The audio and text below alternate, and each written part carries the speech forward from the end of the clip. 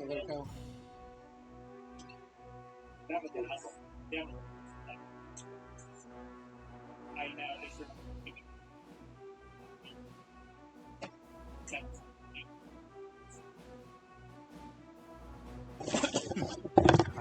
I need eating things for shit.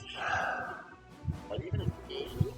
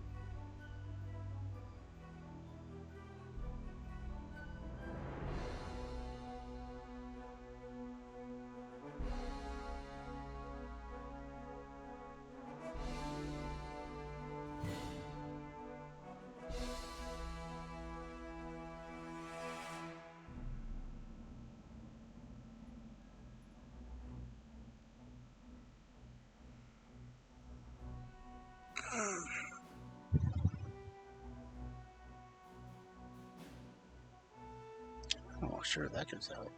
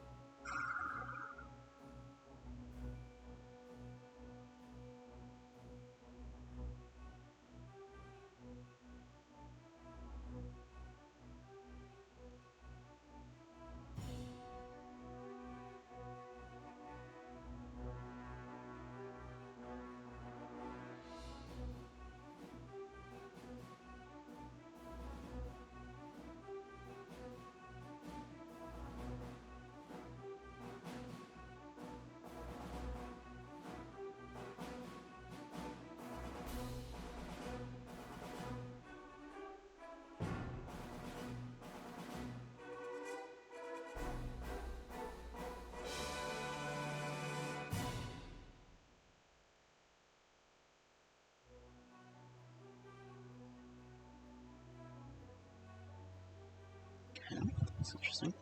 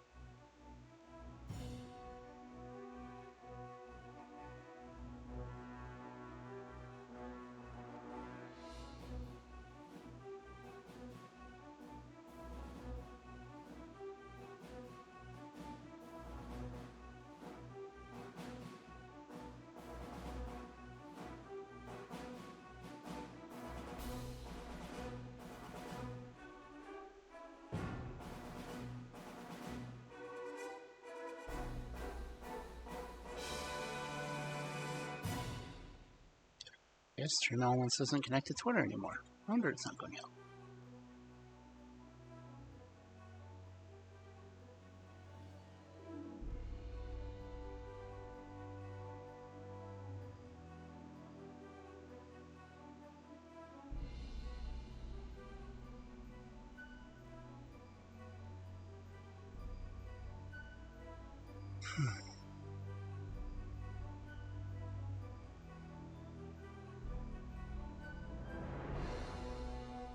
Oh well.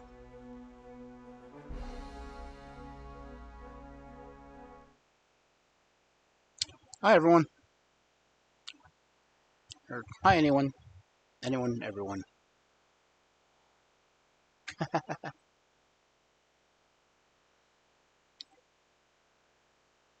It's time for another one of those Friday night fairy tale things.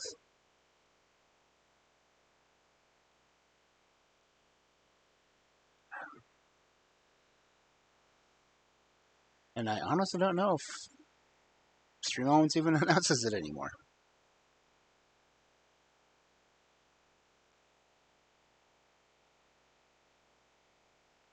Did I not set up music for in here? Yes, I didn't. Oh. I need to redo the background anyway.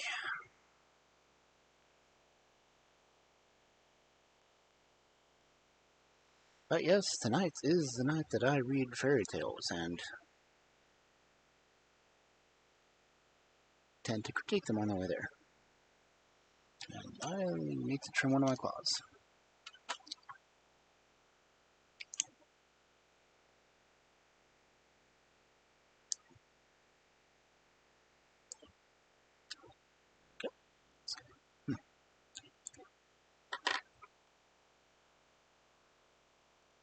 Sure. Okay, Kelly's still there. She claims to be.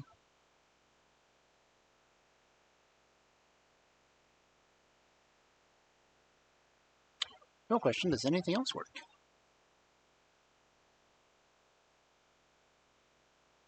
Do I have sound alerts?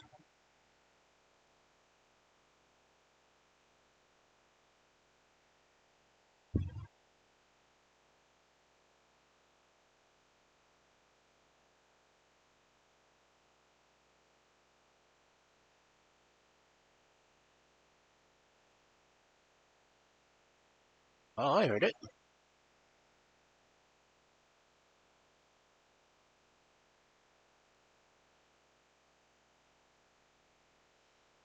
I don't know why my model keeps moving on me.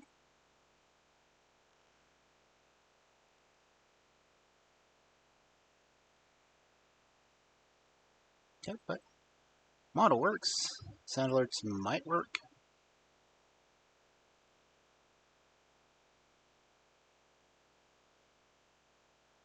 Try this.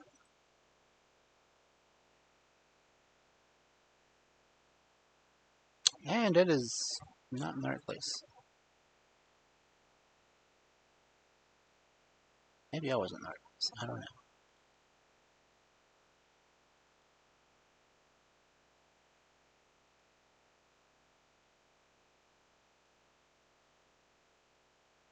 Okay. Now I should be in the right place.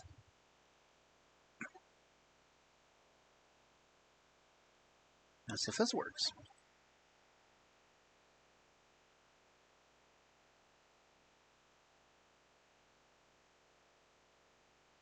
Cool. I'm small. Smaller, I suppose. I can see if this works.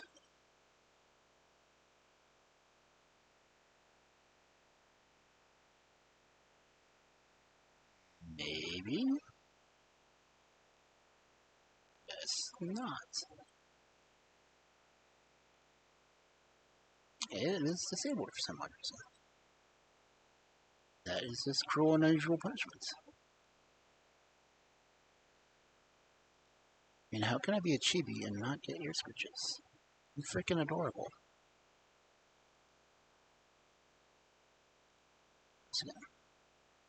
Give me ear scritches or give me death.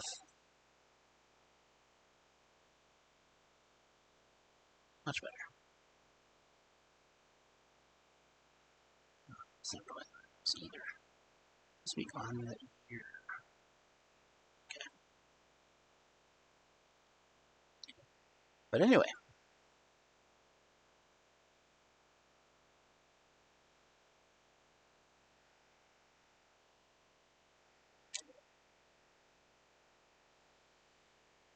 Fairy tales. That is what we're here for. As opposed to burning up in this record-breaking heat.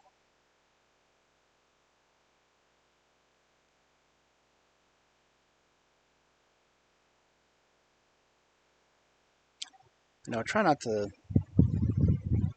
pick up too much wind noise from the multiple fans I have blowing on me right now, because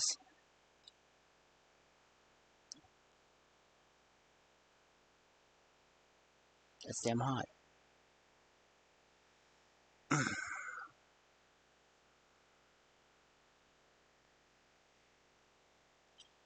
Which just, makes the title of today's story, well, the opening line of today's story just that much more amusing.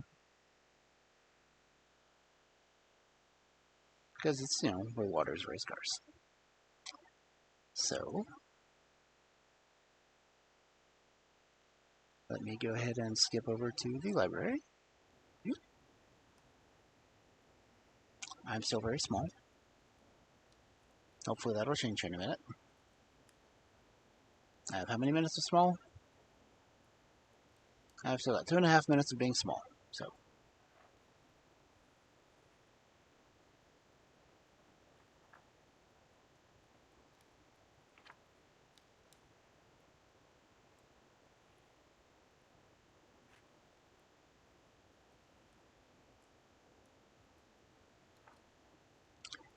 I guess I can get to the story. Ow. My leg is itching. Itching like freaking crazy. Anyway.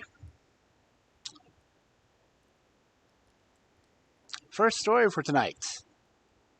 The Little Hare from the Pink Fairy book.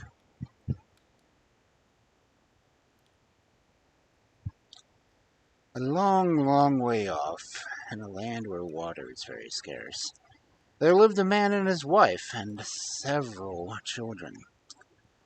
One day the wife said to her husband, "I am pinning to have a liver for Nyamastane for dinner."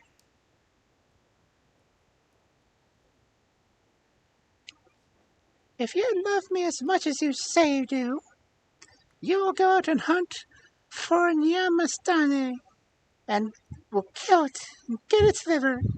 If not, I shall know that your love is worth nothing."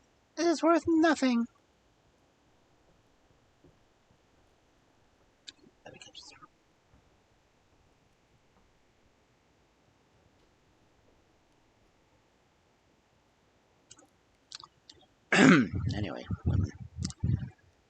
"Bake some bread," was all her husband answered. "Then take the crust and put it in this little bag."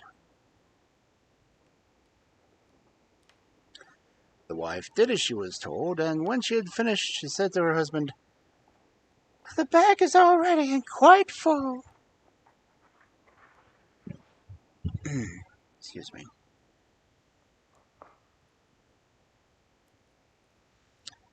"Very well," he said. "And now, goodbye. I am going after the Nyamastane." Nyamatsane. Yeah.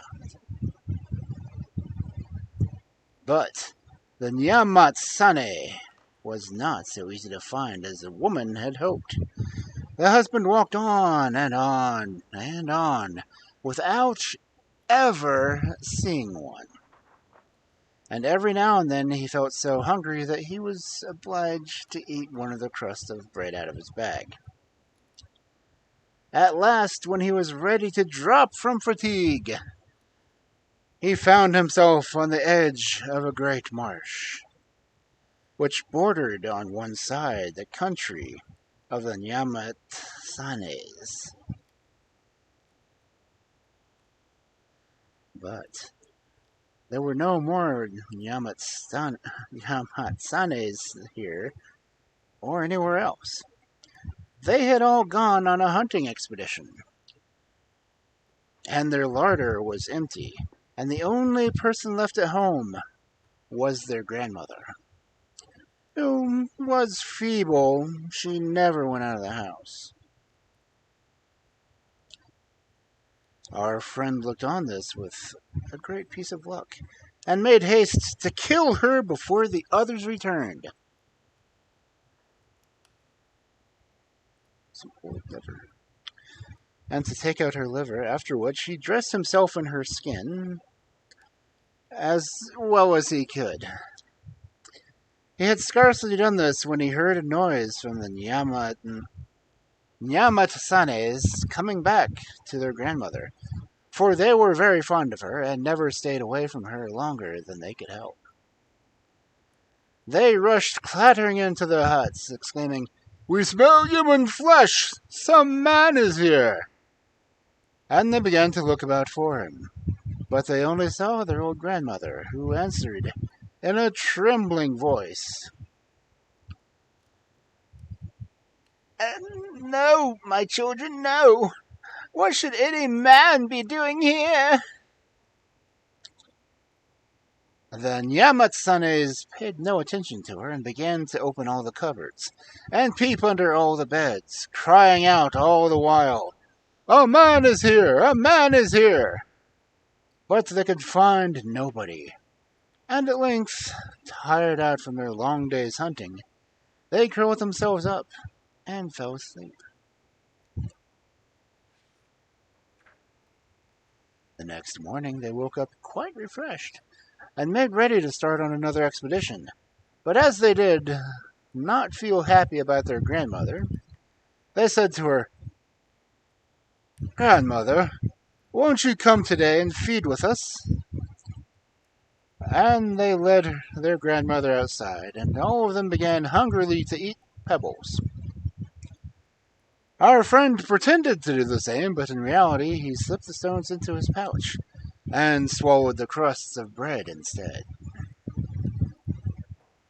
However, the Nyamatsanes did not see this. They had no idea he was not really their grandmother. When they had eaten a great many pebbles, they thought they had done enough for the day, and they all went home together and curled themselves up to sleep. The next morning, when they woke, they said, "Let us go amuse ourselves by jumping over the ditch." And every time they cleared it with a bound. Then they begged their grandmother to jump over it too.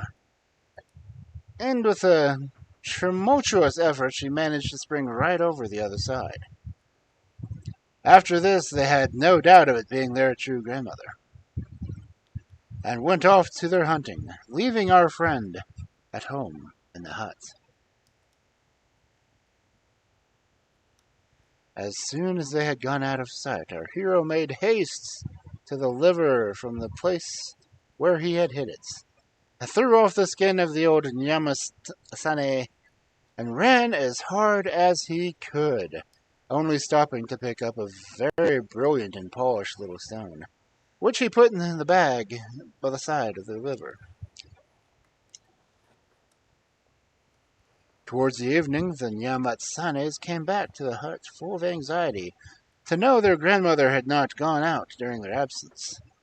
The first thing they saw on entering the door was her skin lying on the floor, and then they knew that they had been deceived, and they said to each other, "So we were right, after all. It was a human flesh we smelt."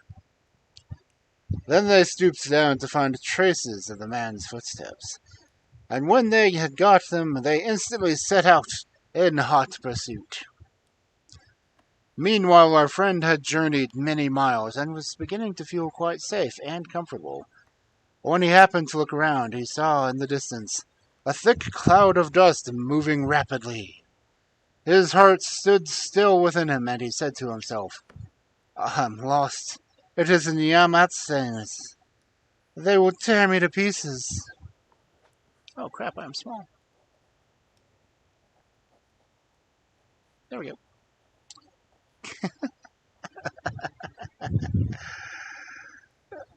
Hmm.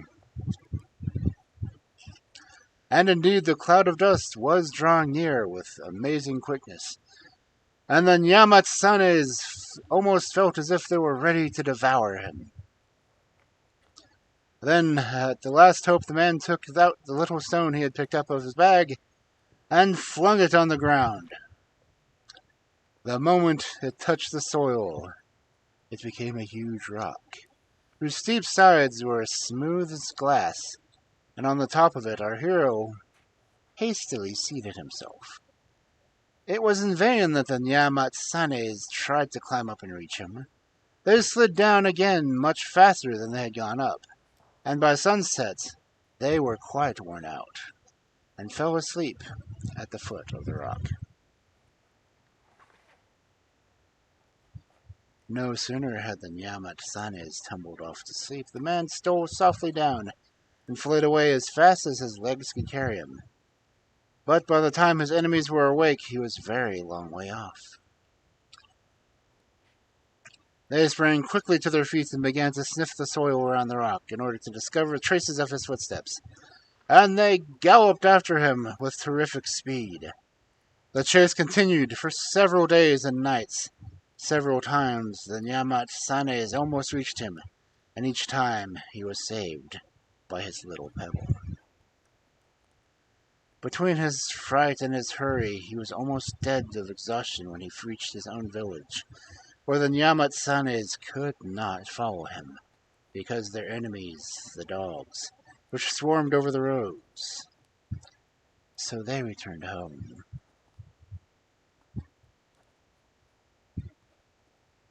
Then our friend staggered into his own hut and called to his wife, "Achoo! How tired I am! Give me something to drink, then go and get fuel to light a fire." So she did what she was bid. Then her husband took the Nyamatsane's liver from his pouch and said to her, "There, I have brought you what you wanted, and now you know I truly love you."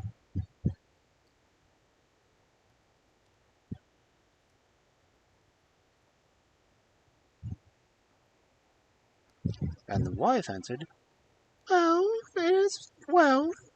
Now go and take the children outside so that I may remain alone in the hut."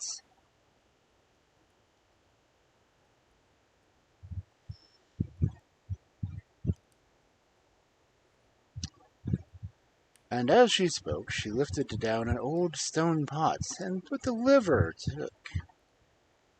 Her husband watched her for a moment, and then he said, "Be sure to eat it all yourself. Do not give a scrap to any of the children, but eat every morsel." So the woman took the liver and ate it all herself. Directly the last mouthful had disappeared, and she was seized with such a violent thirst that she caught up a great pot full of water and drank it all in a single draught. Then, having no more in the house, she ran to the next door and said, "Neighbor, give me, I pray you, something to drink." The neighbor gave her a large vessel, quite full, and the woman drank it all off in a single draught, and then held it out for some more. But the neighbor pushed her away, saying, "No, I shall have none left for my children." So the woman went to another house, and drank all the water she could find. But the more she drank, the more thirsty she became. She wandered in this manner through the whole village till she had drunk every water pot dry. Then she rushed off to the nearest spring, and swallowed that. And when she had finished off the springs and wells about, she drank up the first river, and then the lake.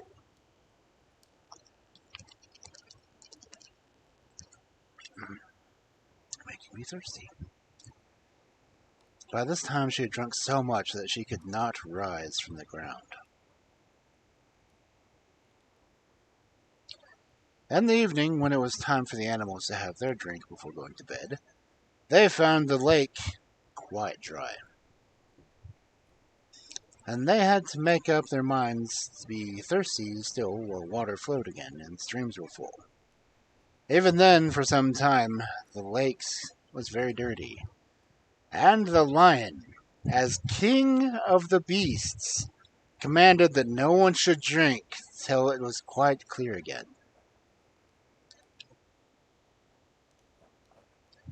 But the little hare, who was fond of having his own way, and was very thirsty besides, stole quietly off when the rest were asleep in their dens, and crept down to the margin of the lake and drank his full.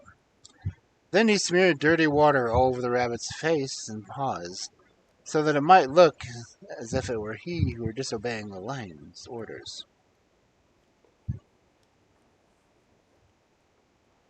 The next day, as soon as it was light, Big Lion marched straight for the lake, and all the other beasts followed him.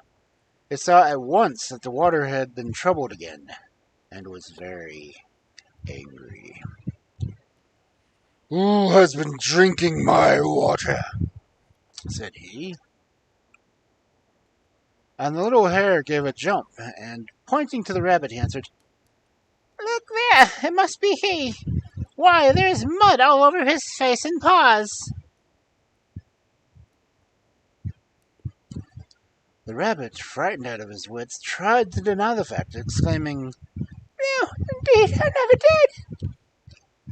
But the lion would not listen, and commanded them to cane him with a birch rod.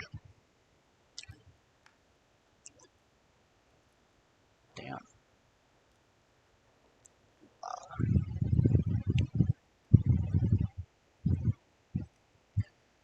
Now, the little hare was very much pleased with his cleverness in causing the rabbits to be beaten instead of himself, and went about boasting of it.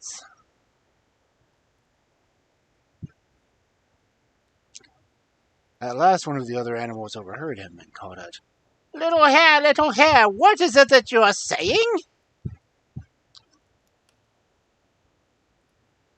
But the little hare hastily replied, "I only asked you to pass me my stick."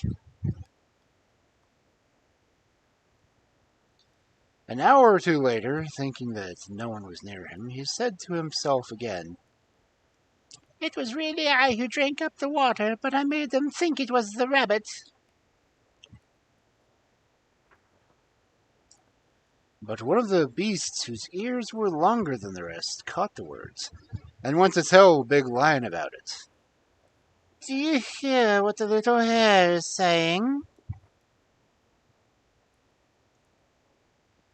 So Big Lion sent for the little hare, and asked him what he meant by talking like that. The little hare saw that there was no use trying to hide it, so he answered pertly,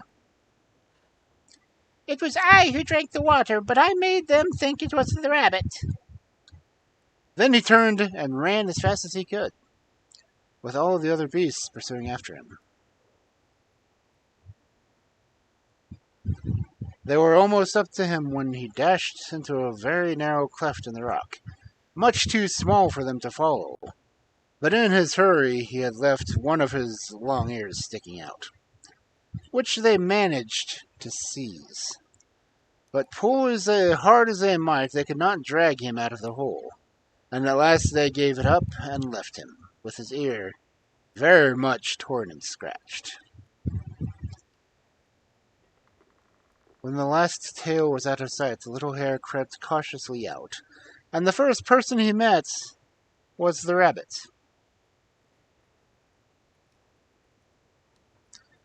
He had plenty of impudence, so he put a bold face on in the matter and said,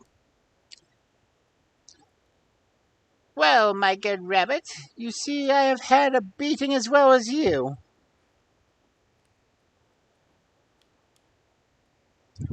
But the rabbit was still sore and sulky, and he did not care to talk.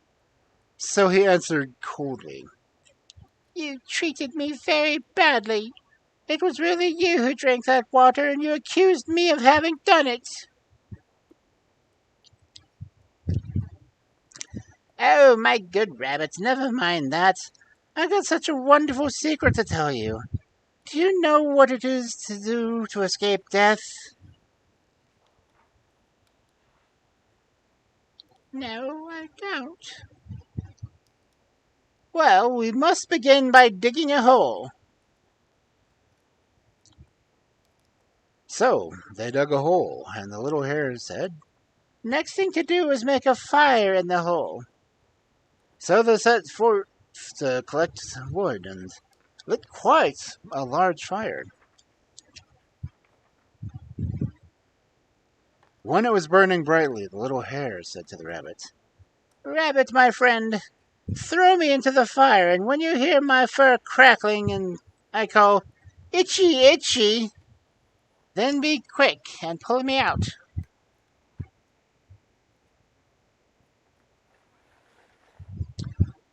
The rabbit did as he was told and threw the little hare into the fire. But no sooner did the little hare begin to feel the heat of the flames than he took some green bay leaves he had plucked for the purpose and held them in the middle of the fire, where they crackled and made a great noise. Then he called out, Itchy, itchy, rabbit, my friend, be quick, be quick! Don't you hear how my skin is crackling? The rabbit came in such a great hurry and pulled him out. Then the little hare said, Now it is my turn, and he threw the rabbit in the fire.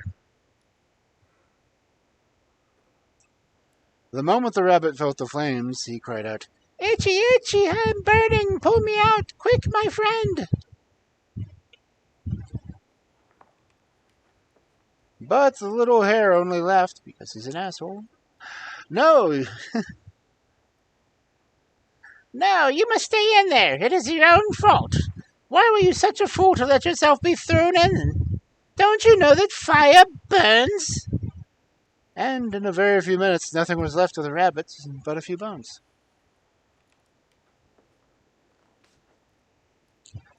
When the fire was quite out, the little hare went and picked up some of the bones and made a flute out of it, and it sang out the song. Pee, pee, oh flute that I love.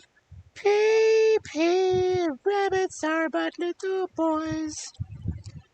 Pee, pee, he would have burned me if he could. Pee, pee, but I burned him and he crackled finely.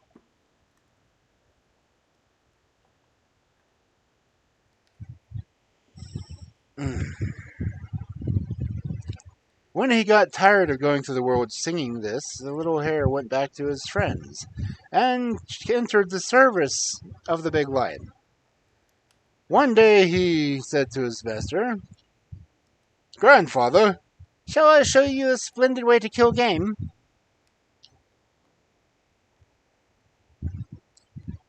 What is it? Asked the big lion. We must dig a ditch, and then you must lie in it and pretend to be dead.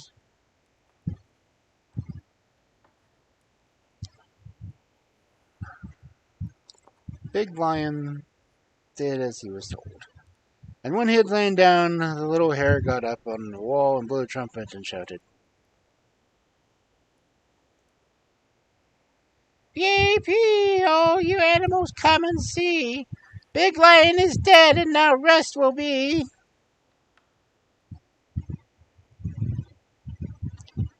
Directly they heard all this and came running. The little hare received them and said, Pass on this way to the lion. And so they all entered into the animal kingdom. Last of all came the monkey with her baby on her back.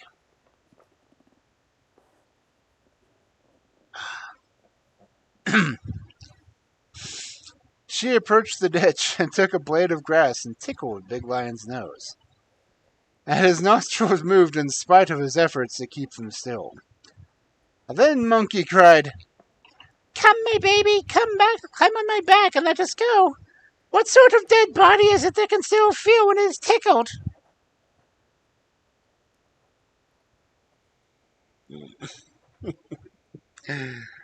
Let's be singing. and she and her baby went away in a fright. Then the little hare said to the other beasts, "Now, shut the gates of the animal kingdom." And it was shut, and great stones were rolled against it. When everything was tight closed, the little hare turned to Big Lion and said, "Now!" And Big Lion bounded out of the ditch and tore all the other animals to pieces.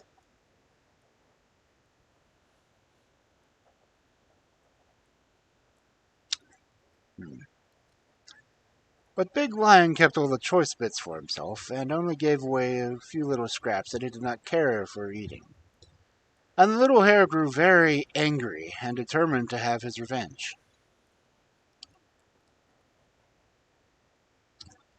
He had long ago found out that Big Lion was very easily taken in, so he laid plans accordingly. It said to him, if the idea had just come into his head, "Grandfather, let us build a hut." And Big Lion consented. And when they had driven the stakes into the ground and had made the walls of the hut, the little hare told Big Lion to climb up on top while he stayed inside. When he was ready, he called out, "Now, Grandfather, begin!" And Big Lion passed his rod through the reeds by which the roofs are always covered in that country. The little hare took it and cried, "Now it is my turn to pierce them." And as he spoke, he passed the rod back to the reeds and gave the lion a sharp poke. "What is pricking me so?" asked the big lion. "Oh, just a little branch sticking out. I'm taking care of it," answered the little hare. But of course, he had done it on purpose, as he wanted to fix Big Lion's tail so permanently to the hut that he would not be able to move. In a little while he gave another prick, and Big Lion again. "What is pricking me so?" This time the little hare said to himself, "He will find out what I am at. I must try some other plan." So he called out, "Grandfather, you had better put your tongue here, so the branches shall not touch you."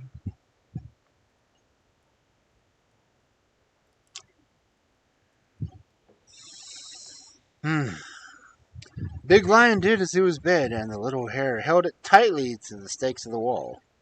Then he went outside and shouted, "Grandfather, you can come down now." And Big Lion tried, but he could not move an inch. And then the little hare began quietly to eat Big Lion's dinner right before his eyes, paying no attention at all to his growls of rage. When he had quite done, he climbed up on the hut, and blowing his flute, he chanted, "Pee, pee, rain, fall rain and hail." And directly the sky was full of clouds. The thunder roared, and the huge hailstones whitened the roof of the hut. The little hare who had taken refuge within called out again, "Big Lion, be quick and come down and dine with me." But there was no answer, not even a growl, for the hailstones had killed Big Lion. The little hare enjoyed himself vastly for some time, living comfortably in the hut, with plenty of food to eat and no trouble at all getting in it. But one day a great wind arose, and flung down Big Lion's half-dried skin from the roof of the hut. The little hare bounded with terror at the noise, for he thought Big Lion must have come to life again. But on discovering what had happened, he set about cleaning the skin, and propped the mouth open with sticks so that he could get through. So he dressed in Big Lion's skin, and the little hare started on his travels.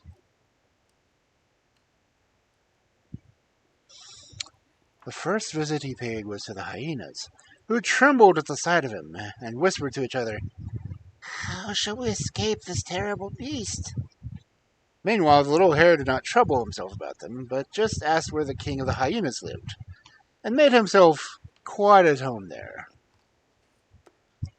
Each morning, the hyenas thought to himself, "Today he is certain to eat me."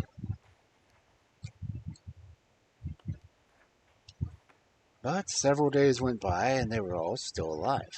At length one evening, the little hare, looking around for something to amuse him, noticed a great pot full of boiling water. So he strolled up to one of the hyenas and said, "Go and get in." The hyena dared not disobey, and in a few minutes he was scalded to death.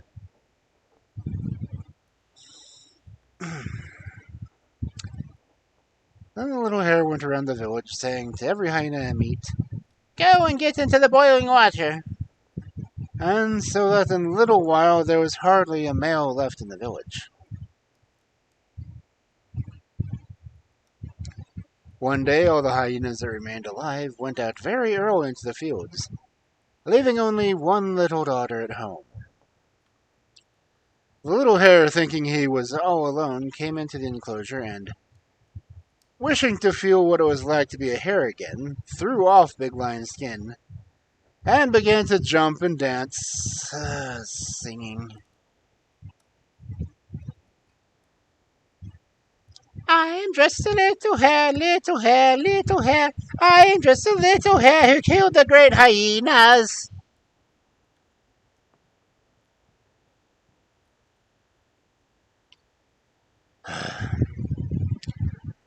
The little hyena gazed at him in surprise, saying to herself, "What? Was this the really little tiny beast who put together all of our best people?" When suddenly a gust of wind rustled the reeds that surrounded the enclosure, and the little hare, in a fright, hastily sprang back into the big lion's skin.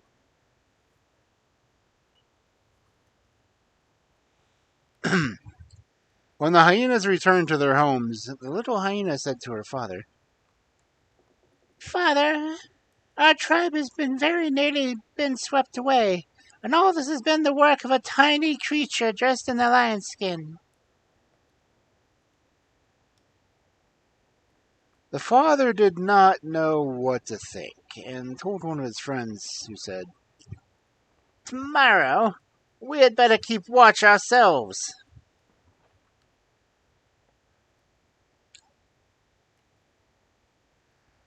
And the next day they hid themselves and waited till the little hare came out of the royal hut.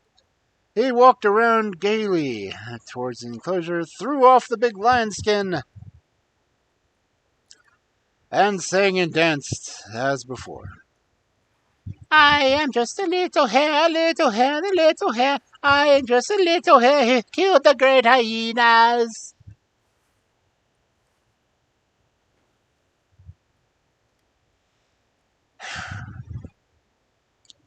That night,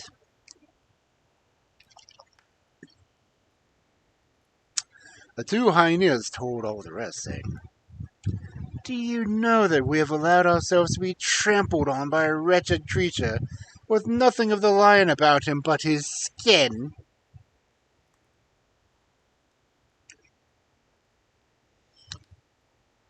When supper was being cooked that evening, before they all went to bed, a little hare, looking fierce and terrible in the big lion skin, said as usual to one of the hyenas, "Go and get in the boiling water."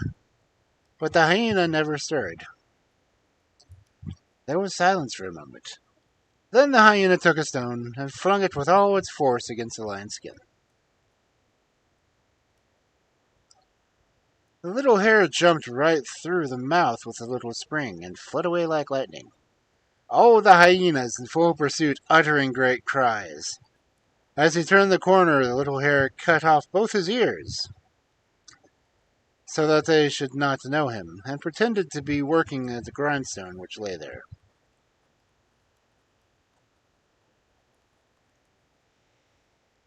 The hyena soon came up to him and said, "Tell me, friend, have you seen a little hare go by?" No, I've seen no one. Where can he be? Said the hyenas to another.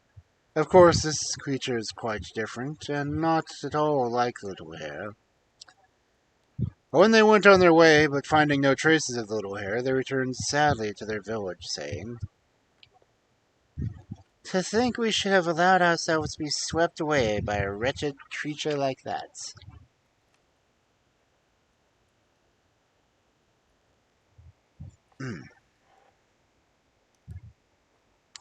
Really? That rabbit? No, hare.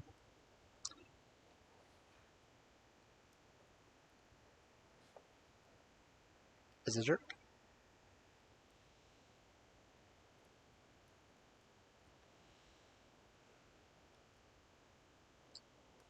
I mean, it took halfway through the story before we even got to the main character.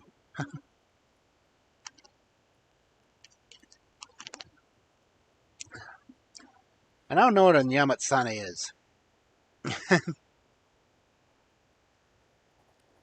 But apparently their enemies are dogs. So maybe a cat.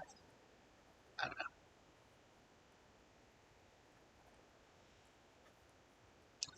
But hi, Guilty. How you doing?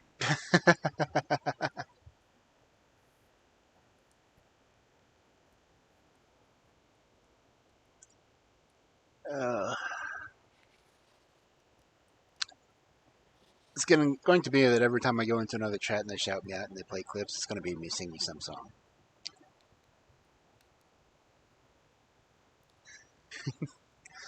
Songs seem to be the most clipped items I do.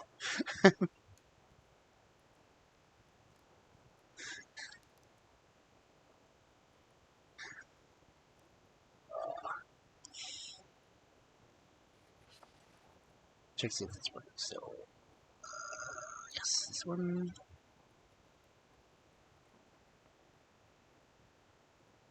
Yes. Ear scratches.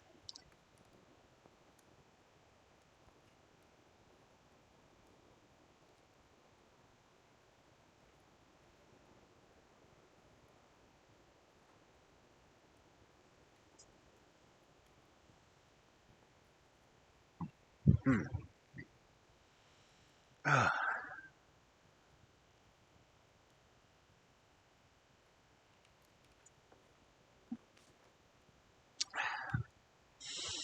Sometimes I wonder if I should go back to doing the fairy tale readings drunk.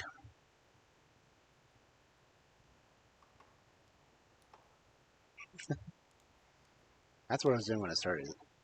Oh well.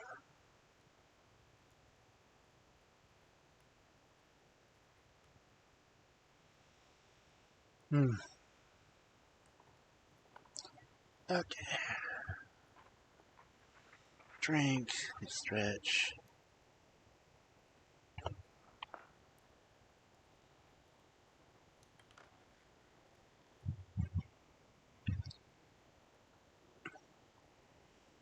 So I have a puddle of sweat over my elbows resting on my chair.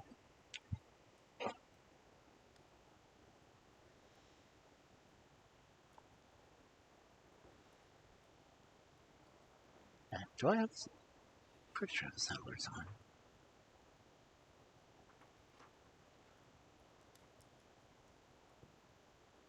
And I don't have them on the VOD track.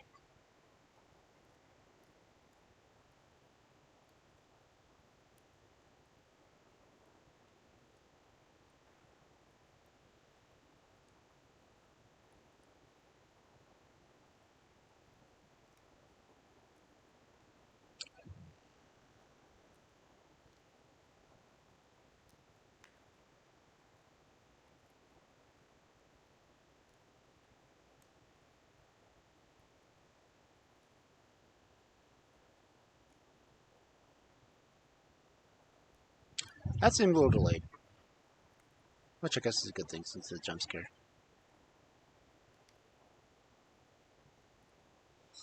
Anyway, next story.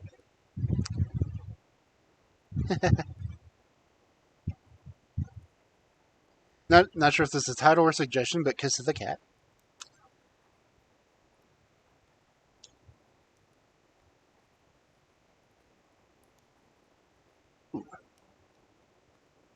I like the description of the cat, though. Very pretty kitty.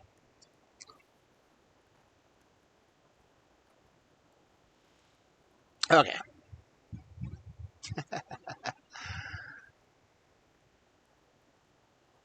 Besa la gata. It's actually Kisa, K-I-S-A. That's the cat's name. And this one, it's apparently a Norwegian story. I'm already seeing weird names. Like Ingebjorg. Ingebjorg. York. Okay. So, let's, I'm getting down the drink real quick, because I can.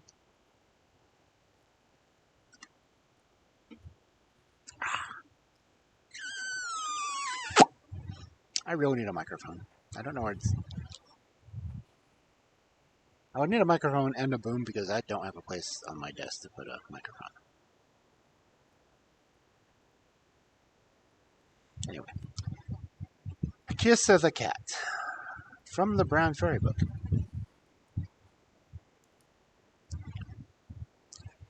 Once upon a time, there lived a queen who had a beautiful cat. The color of smoke with china blue eyes, which she was very fond of. The cat was constantly with her, and ran after her when she went, and even sat up proudly by her side when she drove out in her fine glass coach.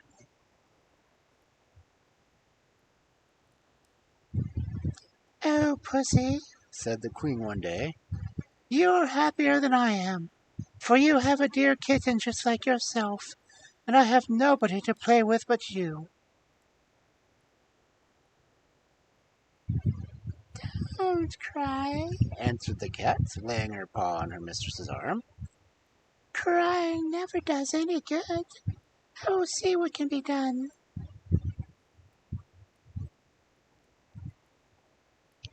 The cat was as good as her word, and soon she returned from her drive, and she trotted off to the forest to consult a fairy who dwelt there. And very soon after the queen had a little girl, who seemed made out of snow and sunbeams.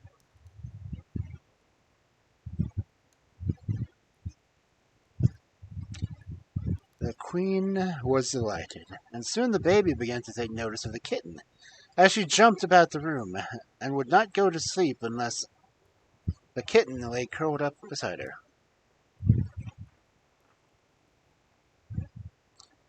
2 or 3 months went by, and though the baby was still a baby, the kitten was fast becoming a cat. And one evening when, as usual, the nurse came to look for her, to put her in the baby's cot, she was nowhere to be found. What a hunt there was for the kitten, to be sure. The servants each anxious to find her, and the queen was certain to reward the lucky man, searched in every one of the most impossible places. Boxes were opened that could hardly have held the kitten's paw. Books were taken from bookshelves lest the kitten should have gotten behind them. Drawers were pulled out, for perhaps a kitten might have gotten shut in. But it was all no use. The kitten was plainly run away, and nobody could tell if it would ever choose to come back.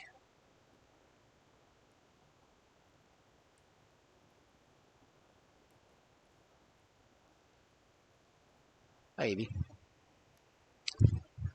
Years passed, and one day, when the princess was playing ball in the garden, she happened to throw her ball further than she should, and it fell into a clump of rose bushes.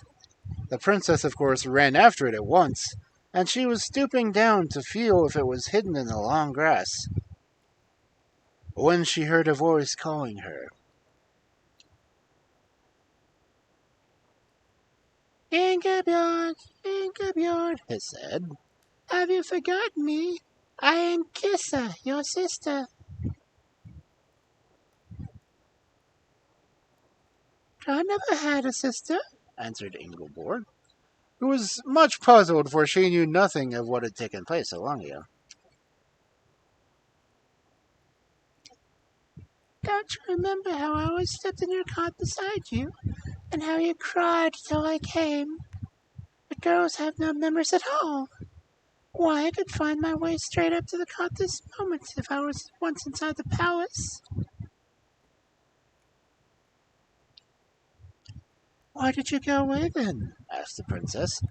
But before Kissa could answer, Ingeborg's attendants arrived breathless on the scene, and were so horrified at the sight of a strange cat that Kissa plunged into the bushes and went back to the forest.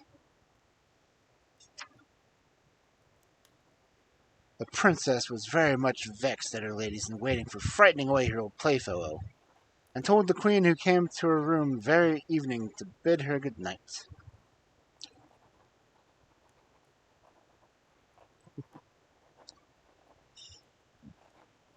Thank you for the 100 stretch.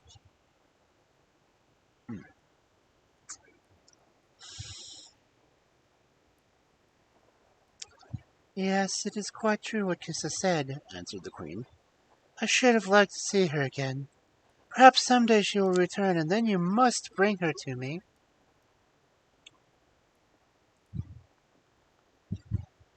Next morning it was very hot, and the princess declared that she must go and play in the forest, where it was always cool under the big shady trees. As usual, her attendants let her do anything she pleased, and sitting down on a mossy bank where the little stream trickled by, she soon fell sound asleep. The princess saw with delight that they would pay her no heed, and wandered on, expecting every moment to see some fairies dancing around a ring, or some little brown elves peeping at her from behind a tree. But alas, she met none of these. Instead, a horrible giant came out of his cave and ordered her to follow him.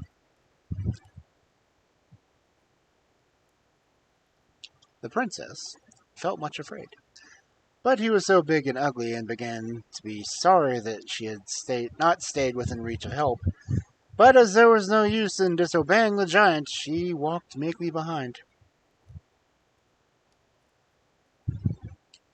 They went a long way, and Ingeborg grew very tired and at length began to cry. I don't like girls who make horrid noises, said the giant, turning round. But if you want to cry, I will give you something to cry for. And drawing an axe from his belt, he cut off both of her feet. And he picked up and put in his pockets. Then he went away.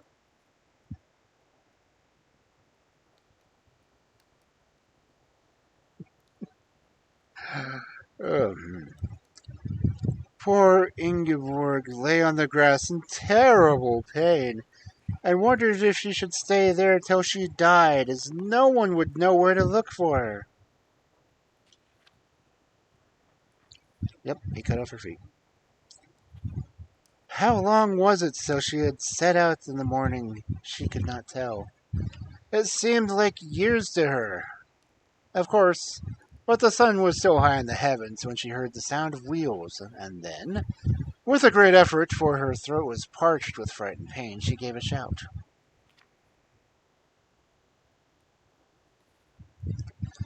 I'm coming! Was the answer, and in another moment the cart made its way through the trees, driven by Kissa, who used her tail as a whip to urge the horse to go faster.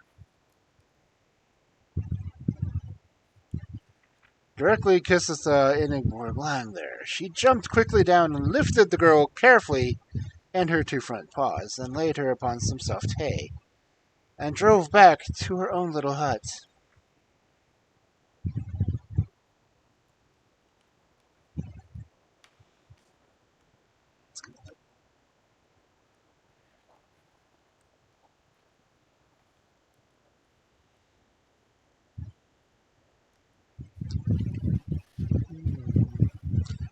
In the corner of the room was a pile of cushions, and these Kissa arranges a bed.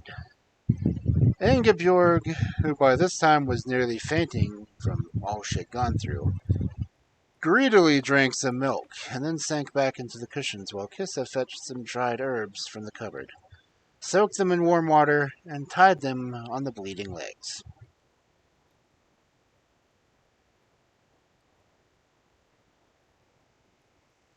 The pain vanished at once, and Ingeborg looked up and smiled at Kissa.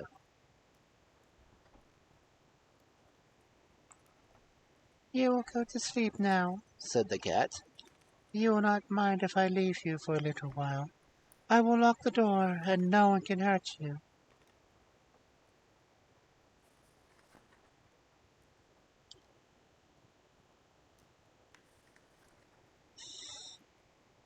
But before she had finished, the princess was asleep. Then Kissa got into the cart which was standing at the door, and, catching up the reins, drove straight to the giant's cave. Leaving her cart behind some trees, Kissa crept up to the open door and, crouching down, listened to what the giant was telling his wife, who was at supper with him.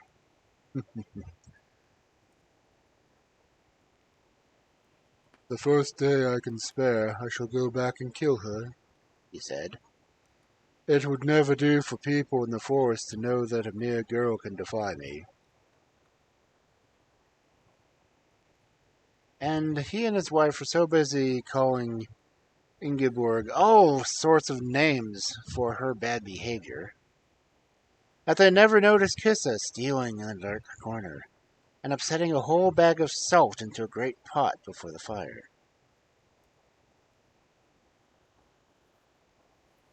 "Dear me, how thirsty I am," cried the giant by and by.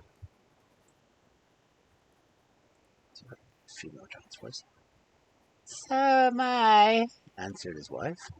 "I do not wish I had taken the last spoonful of broth. I'm sure something was wrong with it."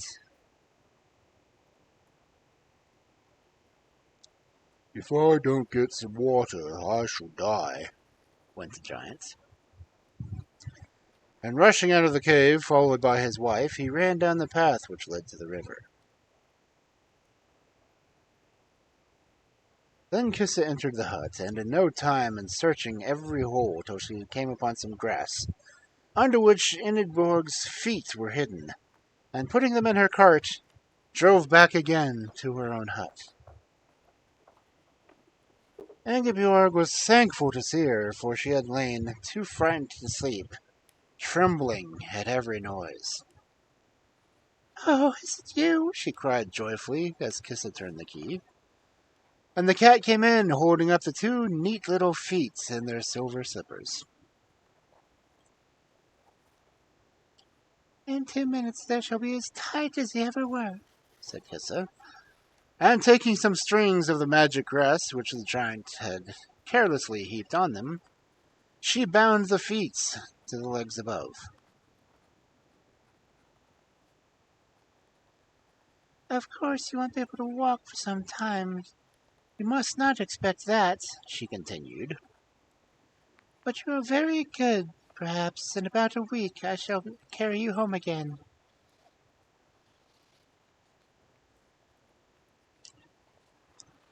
And so she did. And when the cat drove the cart up to the palace gate, lashing the horse furiously with her tail, the king and queen saw their lost daughter sitting beside her. They declared that no reward could be too great for the person who had brought her out of the giant's hands.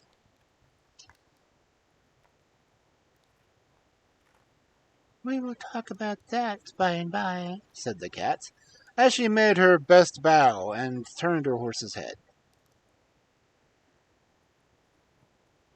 The princess was very unhappy when Kissa left her without even bidding her farewell. She would neither eat nor drink nor take any notice of all the beautiful dresses her parents had bought for her. "She will die unless we can make her laugh," one whispered to the other. "Is there nothing in the world we can do that we have left untried?"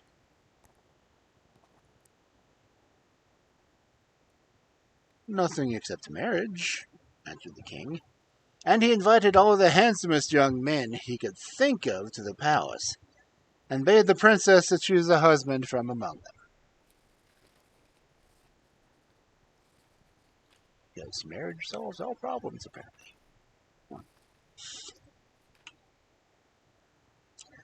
It took her some time to decide which she admired the most, but at last she fixed her eyes upon a young prince whose eyes were like the pools in the forest, and his hair was bright gold.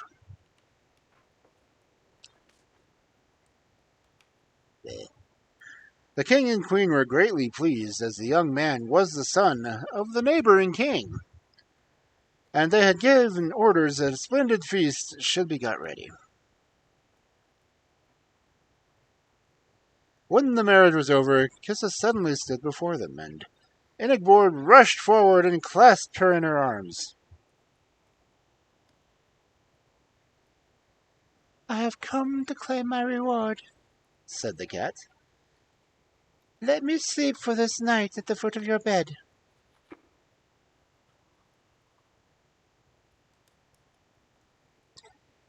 "Is that all?" asked Ingeborg, much disappointed. "It is enough," answered the cat. And then the morning dawned, and it was that no cat lay upon the bed, but a beautiful princess.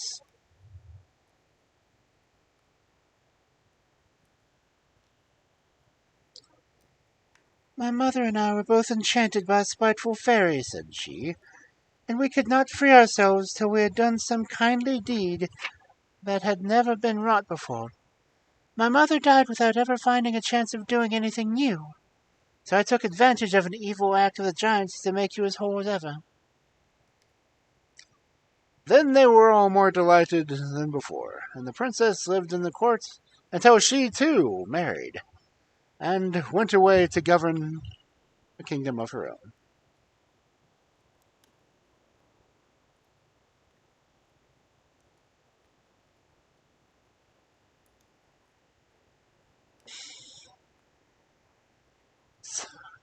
So the curse could only be broken by doing a good deed that no one had done before.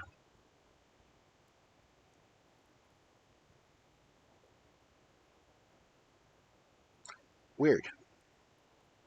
Hmm.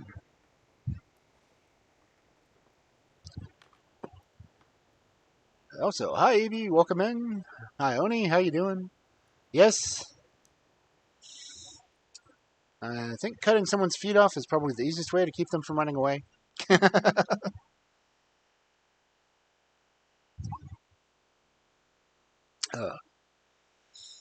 and apparently giants don't like salty broth.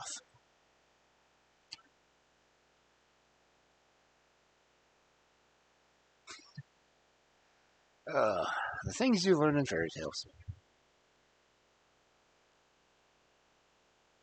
Yeah, well, it was a vengeful fairy, so they can be really specific in their demands.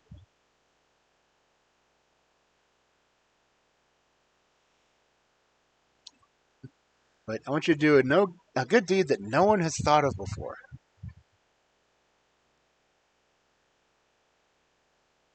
I guess sewing someone's feet back on would qualify.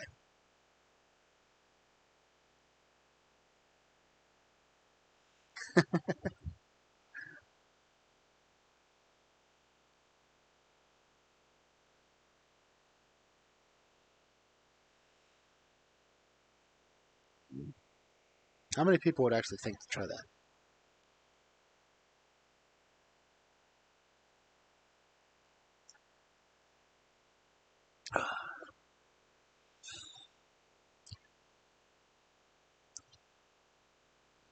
Kisa the Cat. Just need to look up that.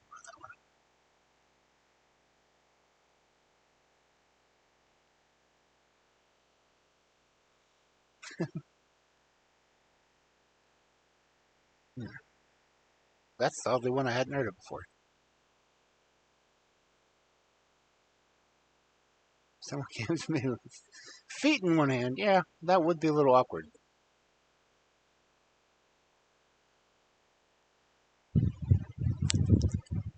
I mean, it would probably be reassuring if they were your own feet, but would you recognize them?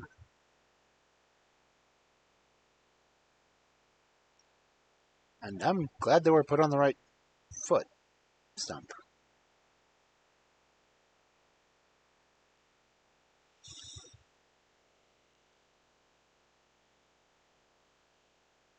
That is definitely not a story I should read while drinking. I'm glad I'm not drinking anything but water.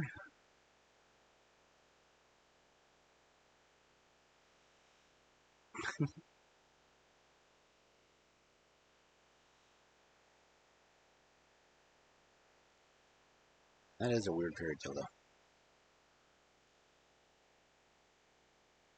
Let's see. What is next? Ah, something not recognize this one. Now, old school fairy tales are just weird, basically.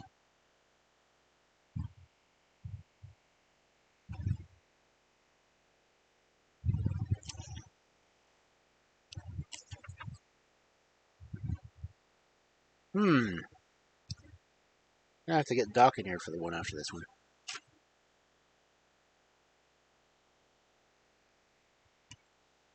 It's a story about how a Tanuki gets punished. But yeah, that's the next one. Not this one. Yeah, this one that I'm gonna read is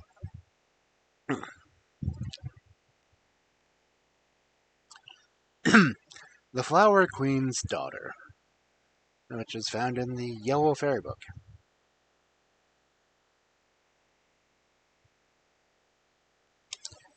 A young prince was riding one day through the meadow that stretched for miles in front of him when he came to a deep open ditch.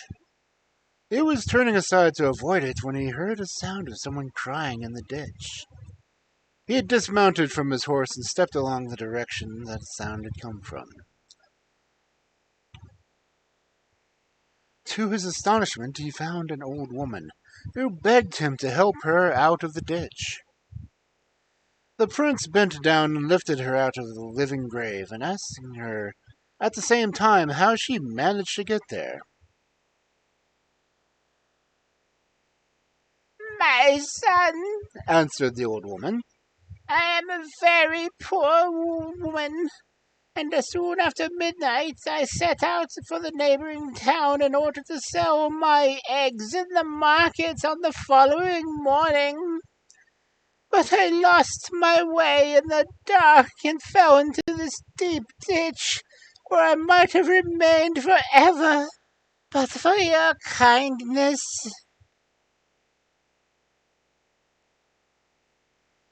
Then the prince said to her, "You can hardly walk. I will put you on my horse and lead you home. Where do you live?"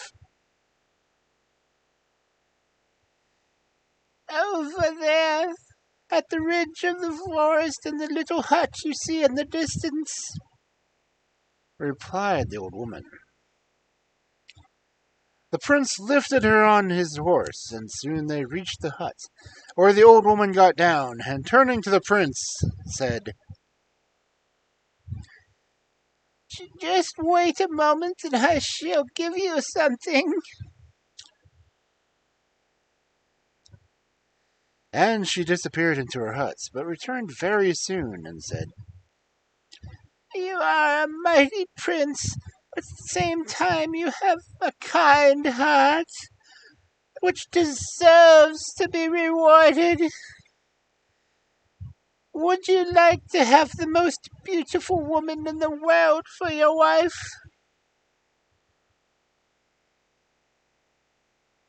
"Most certainly I would," replied the prince.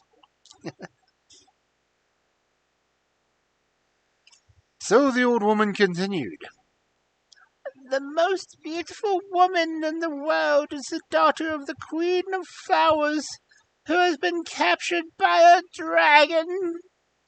If you wish to marry her, you must first set her free, and this I will help you to do. I will give you this little bell. If you ring it once, the king of the eagles will appear. If you ring it twice, the king of the foxes will come to your side. These will help you if you are in any difficulty. Now farewell, and heaven prosper your undertaking.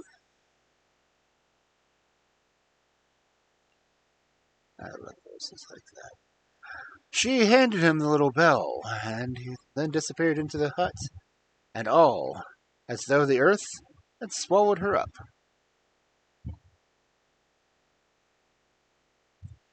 Then it dawned on the prince that he must have been speaking to a good fairy, and putting the little bell carefully in his pocket, he rode home and told his father that he meant to set the daughter of the Flower Queen free, and intended on setting out the following day in the wide world in search of the beautiful maid.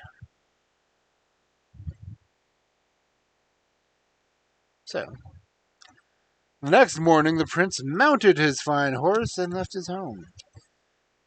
He had roamed around the world for a whole year, and his horse had died of exhaustion, while he himself had suffered much from want and misery.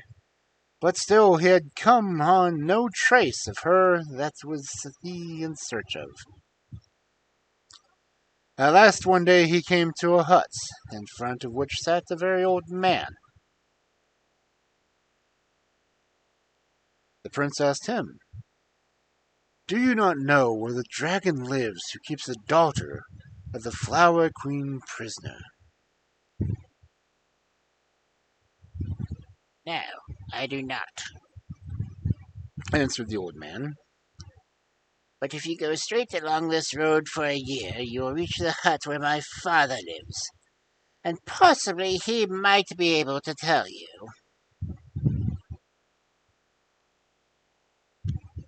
The prince thanked him for his information and continued his journey for a whole year along the same road. And at the end of it he came to a little hut, where he found a very old man. He asked him the same question, and the old man answered, No, I do not know where the dragon lives, but go straight along this road for another year, and you will come upon a hut which my father lives. I know he can tell you.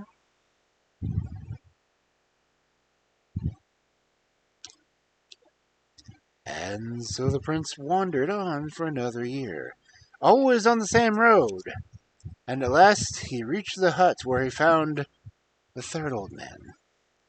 He put the same question to him, and as he put it to his son and grandson. But this time the old man answered, The dragon lives up there on the mountain, and he has just begun his year of sleep. For one whole year he is always awake, and the next he sleeps. If you wish to see the Flower Queen's daughter, go up to the second mountain. The dragon's old mother lives there, and she has a ball every night, to which the Flower Queen's daughter goes regularly.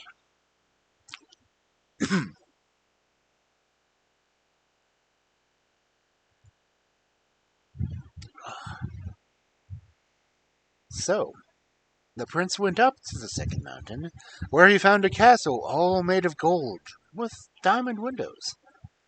He opened the big gate leading into the courtyard, and was just going to walk in, when 7 dragons rushed him and asked him what he wanted. The prince replied, "I have heard so much of the beauty and kindness of the dragon's mother, and would like to enter her service."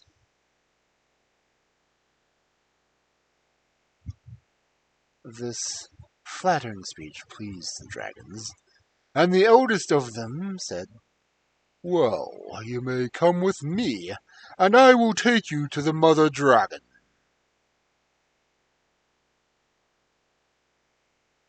They entered the castle and walked through 12 splendid halls, all made of gold and diamonds. In the 12th room they found the mother dragon seated on a diamond throne. She was the ugliest woman under the sun, and added to it all, she had 3 heads.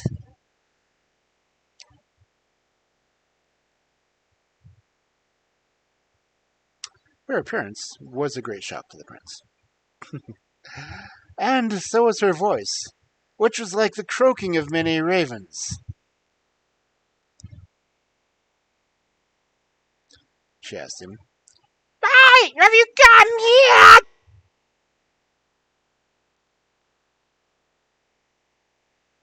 The prince answered at once, "I have heard so much of your beauty and kindness that I would very much like to enter your service."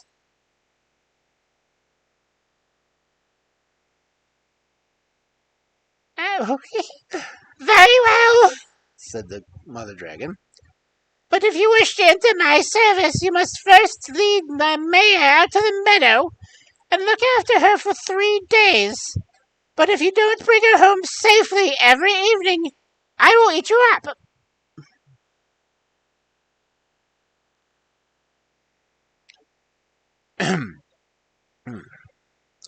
The prince undertook this task and led the mare out to the meadow. But no sooner had they reached the grass than she vanished. The prince sought for her in vain, and last in despair he sat down on a big stone and contemplated his sad fate. As he sat thus, lost in thought, he noticed an eagle flying overhead. And then he suddenly bethought him of the little bell, and taking it out of his pocket, he rang it once. Ding! In a moment he heard the rushing sound of the air beside him, and the king of eagles sank at his feet.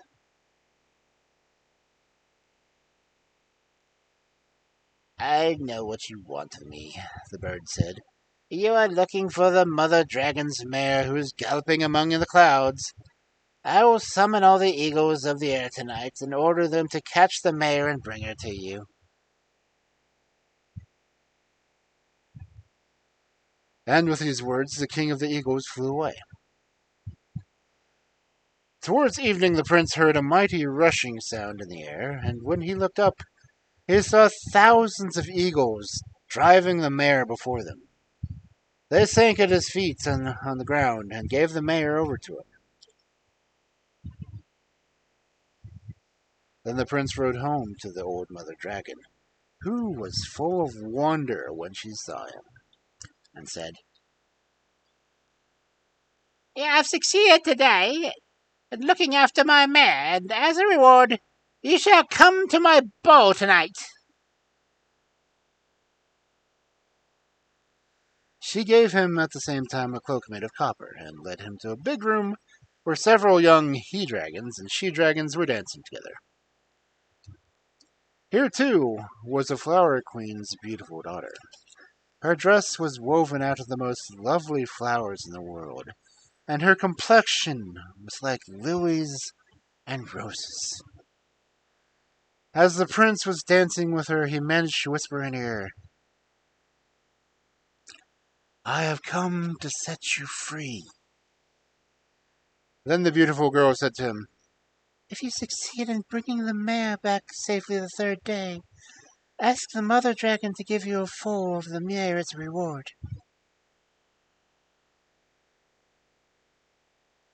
The ball came to an end at midnight, as they do, and early next morning the prince again led the mother dragon's mare out to the meadow.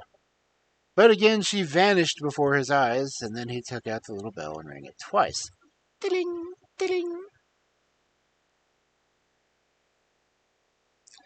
In a moment, the king of the foxes stood before him and said, "Ah, I know already what you want, and will summon the foxes of the world together and find the mare, who has hidden herself in the hill."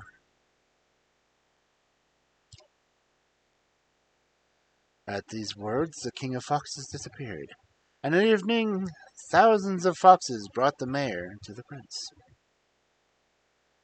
Then he rode home to the mother dragon, for whom all received his time a cloak made of silver. And again she led him to the ballroom. The Flower Queen's daughter was delighted to see him safe and sound, and when they were dancing together, she whispered in his ear,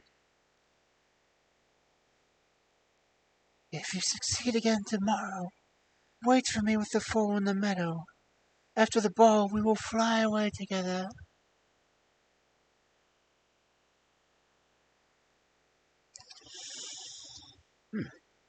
On the third day, the prince led the mare to the meadow again, but once more she vanished before his eyes.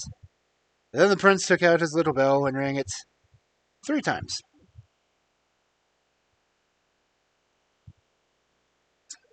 which was not in the instructions he was given, by the way.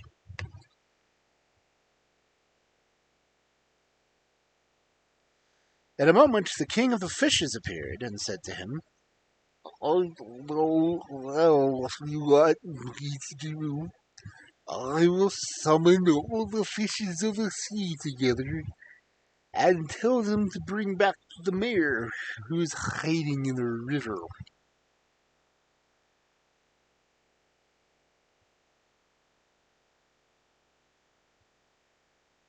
Seems fishy.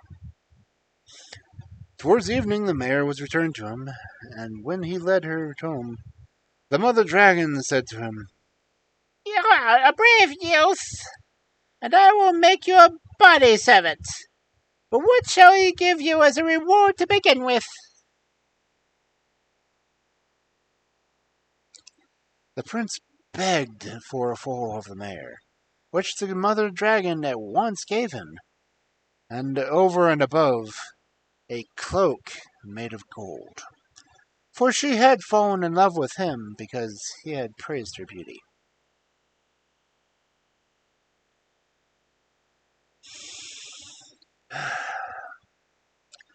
So in the evening he appeared at the ball in his golden cloak.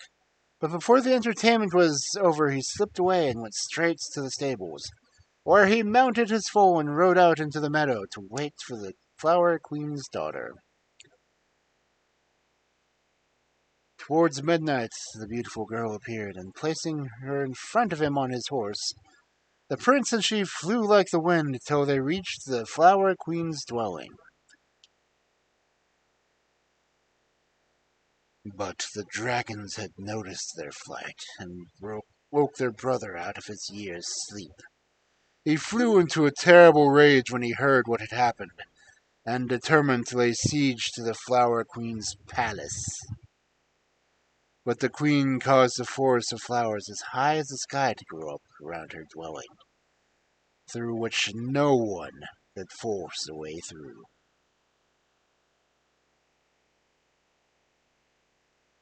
When the Flower Queen heard that her daughter wanted to marry the prince, she said to him, "I will give consent to your marriage gladly, but my daughter can only stay with you in the summer. In winter, when everything is dead and the ground is covered with snow, she must come home and live with me in my palace underground."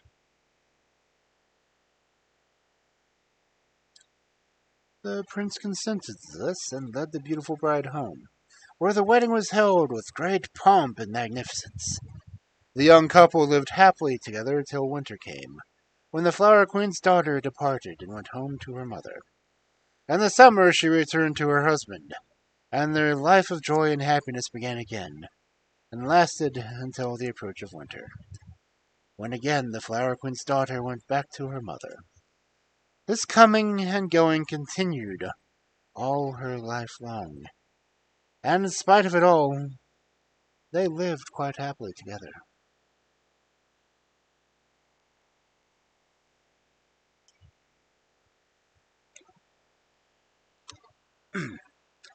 So they lived in a kingdom where there was only winter and summer. Interesting. Thank you for the stretch and the hydrate. And the ear scratches.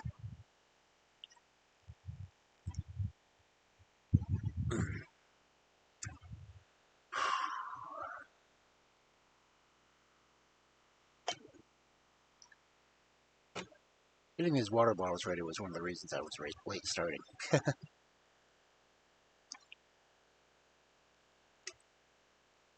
So I've already drunk 2.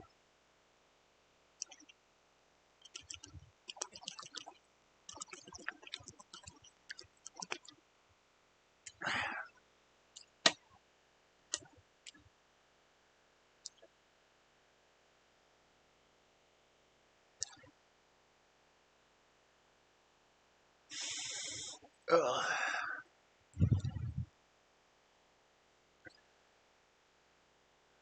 Let's see. Check. Oh, we've got a while before the next set of ads starts, so that should be good. Oh, excuse me. Excuse me again. Man.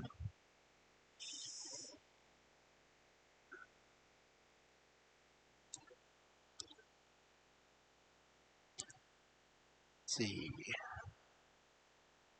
If anyone's lurking in other areas.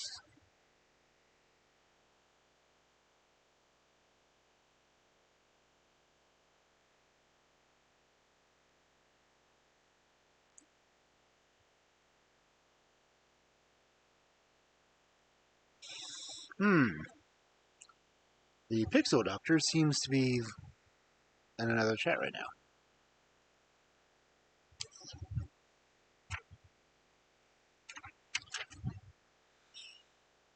I don't know if anyone wants to go get him or not.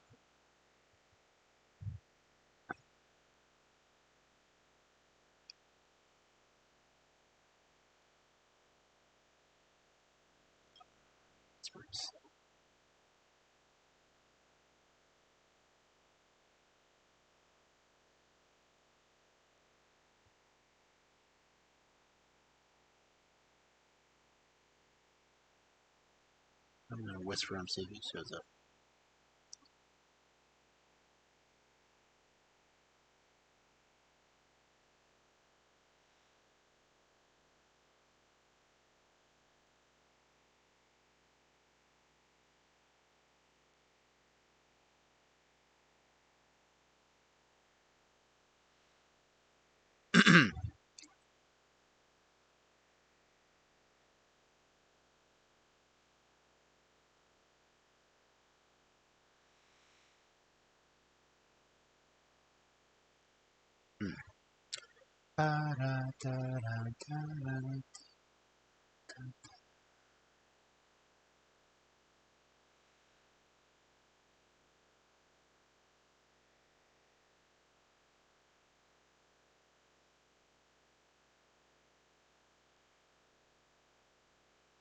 No, it's not like I'm going to go back and highlight it anyway, but still.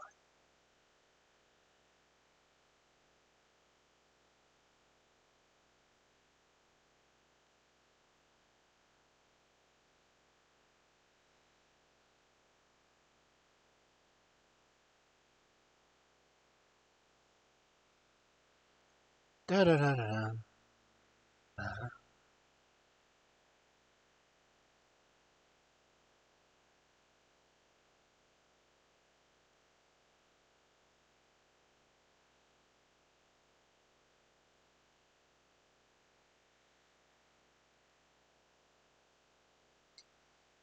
He's not responding.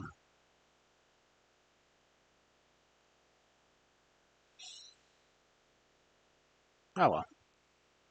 I'll go ahead and start reading it. It's only like 2.5 pages long, so.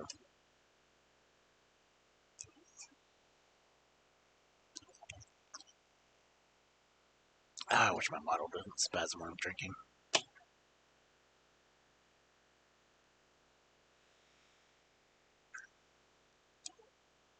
But anyway, the story is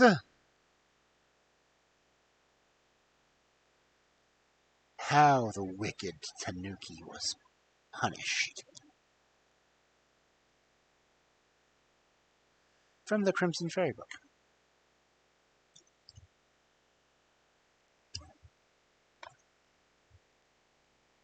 The hunters had hunted the wood for so many years that no wild animal was any more to be found in it.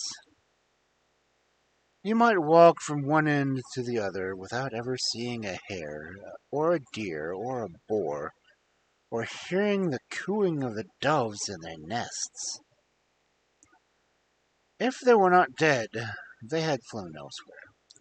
Only 3 creatures remained alive, and they had hidden themselves in the thickest part of the forest, high up in the mountain. They were a gray-furred, long-tailed Tanuki, his wife the fox, who was one of his own family, and their little son.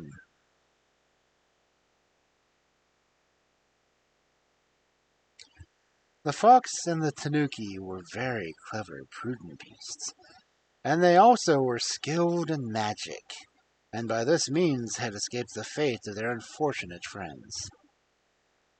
If they heard the twang of an arrow or saw the glitter of a spear ever so far off, they lay very still and were not to be tempted from their hiding place, if their hunger was ever so great or the game ever so delicious. "We are not so foolish as to risk our lives," they said to each other proudly. But at length there came a day when, in spite of their prudence, they seemed likely to die of starvation, for no more food was to be had. Something had to be done, and they knew not what to do. Suddenly a bright thought struck the Tanuki. "I have a plan," he cried joyfully to his wife. "I will pretend to be dead, and you must change yourself into a man, and take me to the village for sale. It will be easy to find a buyer. Tanuki skins are always wanted. Then buy some food with the money and come home again. I will manage to escape somehow, so do not worry about me." The fox laughed with delight and rubbed her paws together with satisfaction. "Well, next time I will go," she said. "You can sell me." And then she changed herself into a man and, picking up the stiff body of the Tanuki, set off towards the village. She found him rather heavy, but it would never have done for him to walk through the wood and risk his being seen by somebody. As the Tanuki had foretold, buyers were many, and the fox handed him over to the person who offered the largest price, and hurried to get some food with the money. The buyer took the Tanuki back to his house and, throwing him in a corner, went out. Directly the Tanuki found he was alone. He crept cautiously through a chink in the window, thinking, as he did so, how lucky it was that he was not a fox and was able to climb. Once outside, he hid himself in a ditch till it grew dusk, then galloped away into the forest. While the food lasted, they were as happy as all 3 as kings. But there soon arrived a day when the larder was as empty as ever. "It is now my turn to pretend to be dead," cried the fox. So the Tanuki changed himself into a peasant and started for the village, with his wife's body hanging over his shoulder. The buyer was not long in coming forward, and while they were making a bargain, a wicked thought darted into the Tanuki's head, that if he got rid of the fox, there would be more food for him and his son. So as he put the money in his pocket, he whispered softly to the buyer that the fox was not really dead, and that if he did not take care, she might run away from him. The man did not need twice telling. He gave the poor fox a blow on the head, which put an end to her. And the wicked Tanuki went smiling to the nearest shop. In former times he had been very fond of his little son, but since he had betrayed his wife he seemed to have changed all in a moment, for he would not give him much as a bite, and the poor fellow would be starved had he not found some nuts and berries to eat. And he waited on, always hoping that his mother would come back. At length some notion of the truth began to dawn on him. and he was careful that the old Tanuki would see nothing, though in his own mind turned over plans from morning till night, wondering how best he might avenge his mother. One morning, the little Tanuki was sitting with his father. He remembered with a start that his mother had taught him all the magic she knew, and that he could work spells as well as his father, if not better. "I am as good a wizard as you," he said suddenly, and a cold chill ran through the Tanuki as he heard him. Though he laughed, he pretended to think it was a joke. But the little Tanuki stuck to his point, and at last the father proposed they should have a wager.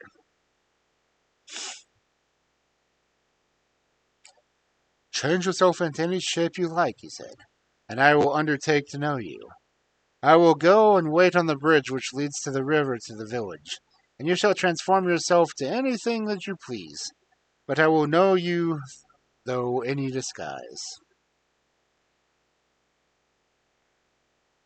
The little Tanuki agreed and went down the road which his father had pointed out. But instead of transforming himself into a different shape, he just hid himself in a corner of the bridge, where he could see without being seen. He had not been there long when his father arrived and took up his place near the middle of the bridge. And soon after, the king came by, followed by a troop of guards, all in his court. "Aha! He thinks now that he has changed himself into a king I shall not know him," thought the old Tanuki as the king passed in his splendid carriage, borne by his servants. He jumped upon it, crying, "I have won my wager! You cannot deceive me!" But in reality it was he who deceived himself. The soldiers, conceiving that their king was being attacked, seized the Tanuki by his legs and flung him into the river, and the water closed over him.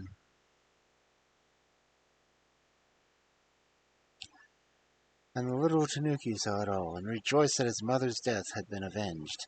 Then he went back to the forest, and he was not found to be lonely. He is probably living there still.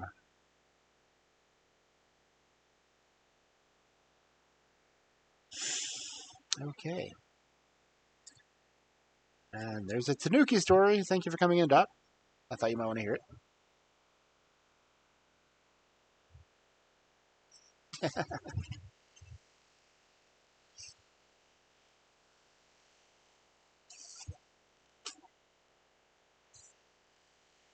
And the Tanuki had a fox for a wife, so I can't complain too much.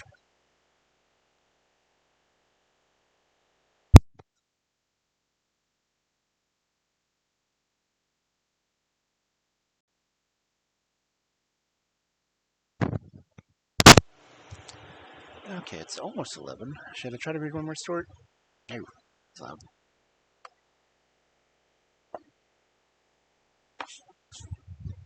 Hold on, let me see how long the story is.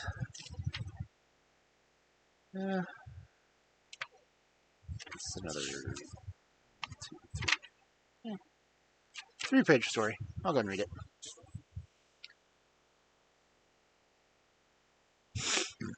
Excuse me.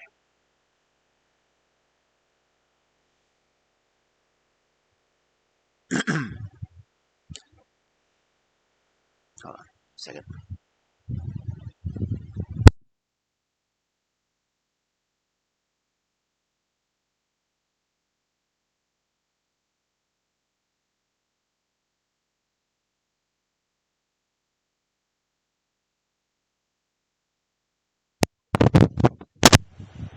Okay.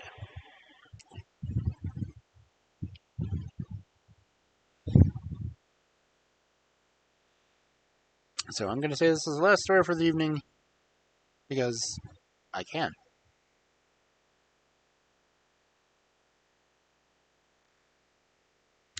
The War of the Wolf and the Fox. From the Green Fairy Book.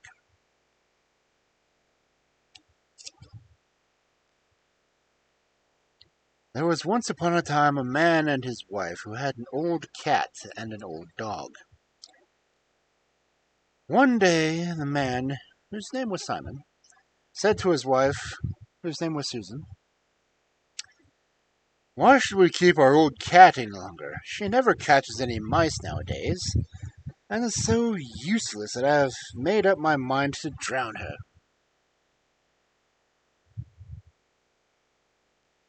But his wife replied, "Don't do that, for I'm sure she could still catch mice." "Rubbish," said Simon. "The mice might dance on her, and she would never catch one. I've quite made up my mind that the next time I see her, I shall put her in the water."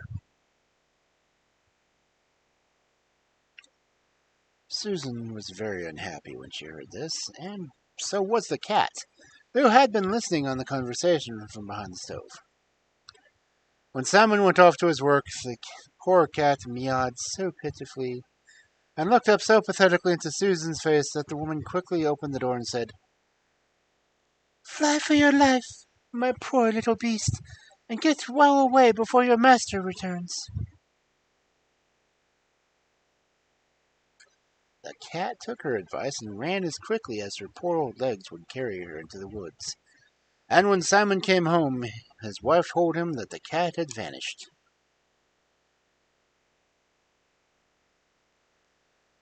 "So much the better for her," said Simon. "And now we have got rid of her. But we must consider what we are able to do with the old dog. He is quite deaf and blind, and invariably barks when there is no need, and makes no sound when there should be. I think the best thing I can do with him is to hang him." Dude.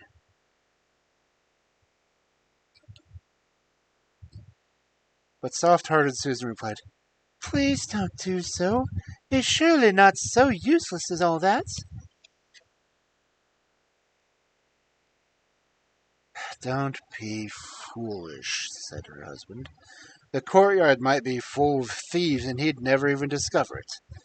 Now, for the first time I see him, it's all up with him, I can tell you."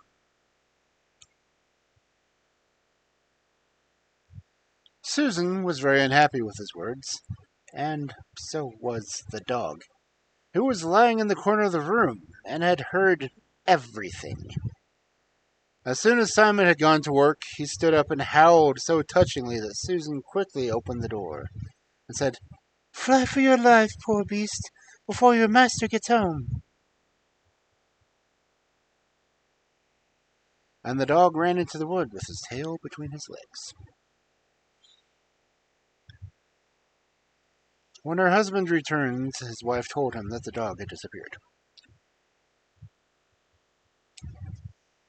"Well, that's lucky for him," said Simon, but Susan sighed, for she had been very fond of the poor creature. No, it happened that the cat and the dog met each other on their travels, and though they had not been the best of friends at home, they were quite glad to meet among strangers. They sat down under a holly tree and both poured forth their woes. Presently a fox came by, and seeing the pair sitting together in a disconsolate fashion, he asked them why they sat there, and what they were grumbling about.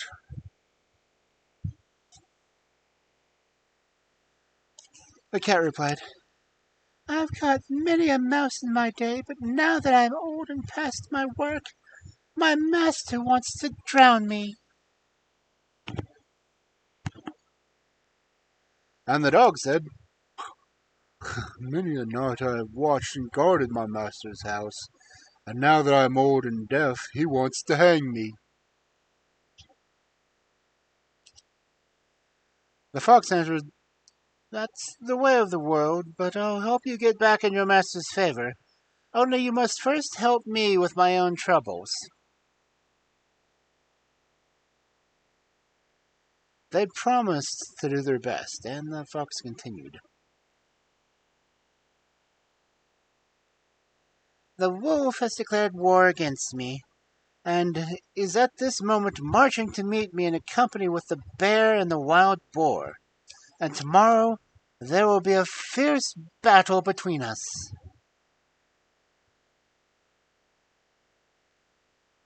"All right," said the dog and the cat. We will stand by you, and if we are killed, it is at any rate better to die on the field of battle than to perish ignobly at home."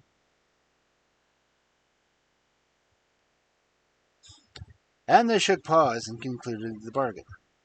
The fox sent word to the wolf to meet at a certain place, and the three set forth to encounter him and his friends. The wolf, the bear, and the wild boar arrived on the spot first. And when they had waited some time for the fox, the dog, and the cat, the bear said, "I'll climb up into the oak tree and look to see if I can see them coming."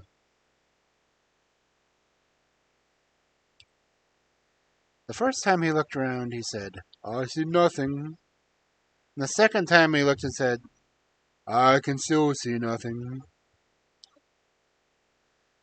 But the third time he said, "I see a mighty army in the distance, and one of the warriors has the biggest lance you've ever seen."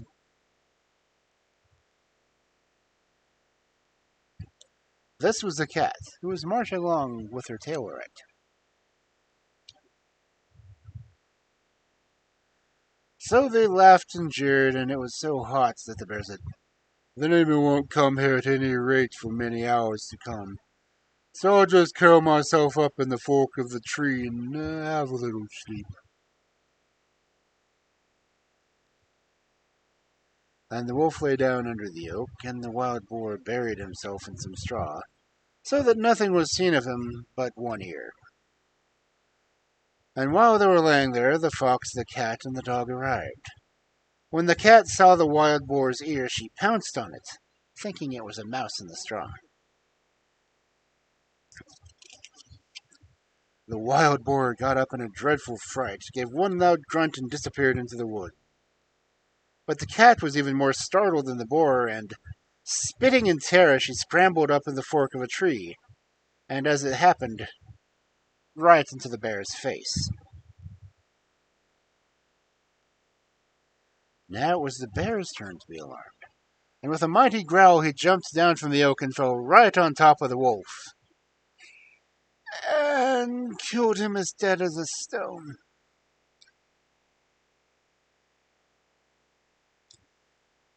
On their way home from the war, the fox caught a score of mice, and when they reached Simon's cottage, he put them all on the stove and said to the cat, "Now go and fetch one mouse after the other, and lay them down before your master." "All right," said the cat, and did exactly as the fox told her. When Susan saw this, she said to her husband, "Just look, here's our old cat back again, and see what a lot of mice she has caught."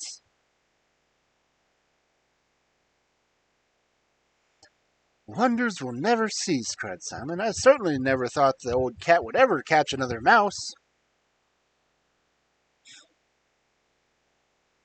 But Susan answered, "There, you see, I always said our cat was a most excellent creature, but you men always think you know best."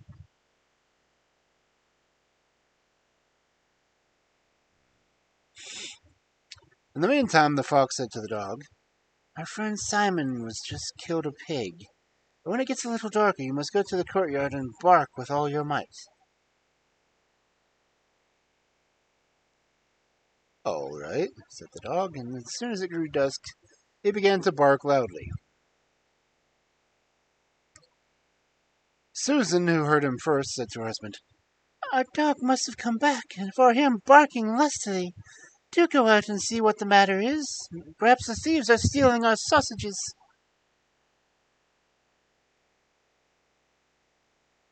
But Simon answered, "The foolish brute is as deaf as a post, and is always barking at nothing." And he refused to go. The next morning Susan got up early to go to church at the neighboring town, and she thought she would take some of the sausages to her aunt who lived there. But when she went to the larder, she found all these sausages were gone, and a great hole in the floor. She called out to her husband, "Oh, it's perfectly right. Thieves were here last night, and they've left not a single sausage. Oh, if you had only got up when I asked you to."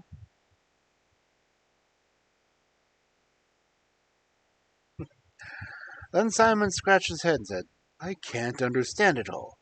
I certainly never believed the old dog was so quick at hearing. But Susan replied, I always told you our old dog was the best dog in the world. But as usual, you thought you knew much better. Men are all the same, all over the world.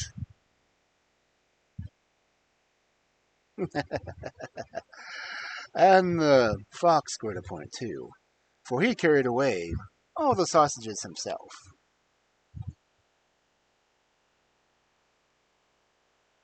I wonder what would happen if Simon had actually listened. Oh well. Fox gets sausage.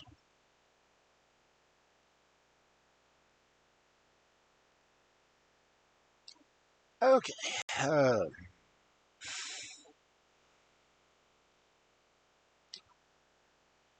Let's see.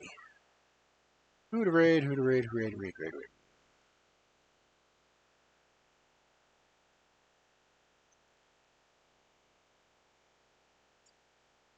raid. Open suggestions. Uh,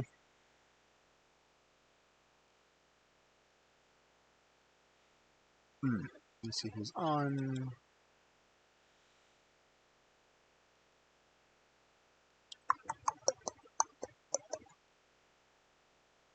I know Dusk is on. Let's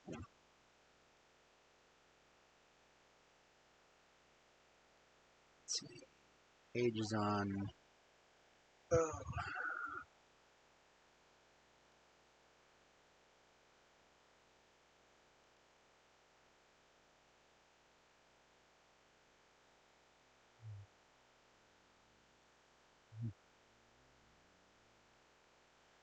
great. Now that song's in my mind.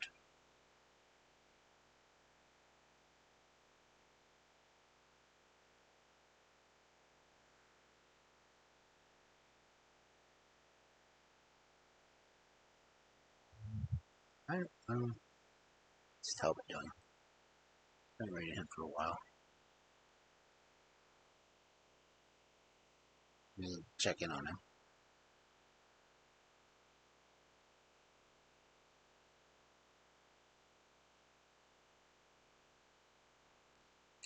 Oh, he's doing.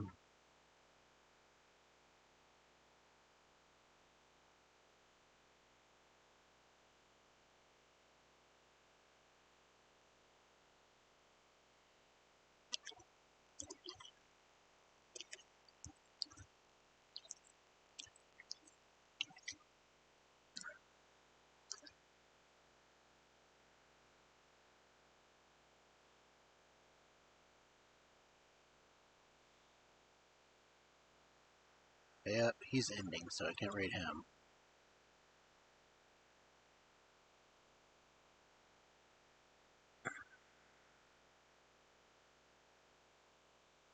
Nope, Lycanroc, damn it.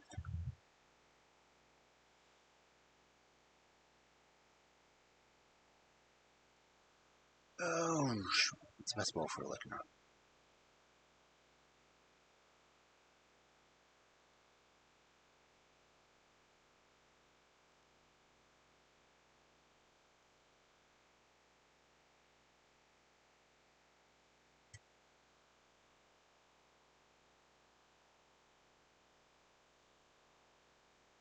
I'm gonna try a fastball on it.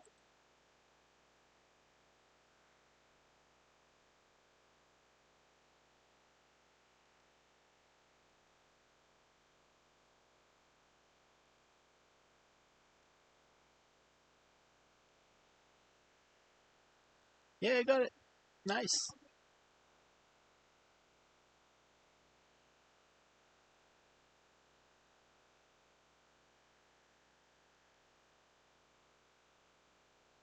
Okay, he's ready to ross. So let's go ahead and Red Dusk because oh, hold on, let me check, make sure.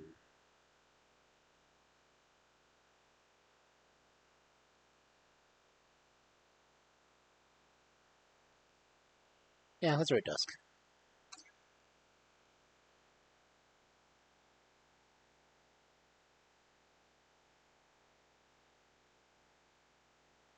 see, will they put up my messages? Ah, yes, they're working. Thank you, Kel.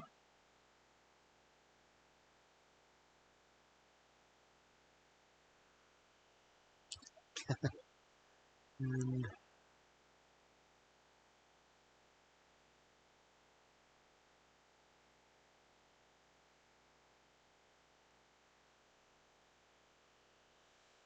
we shall raid the dusk.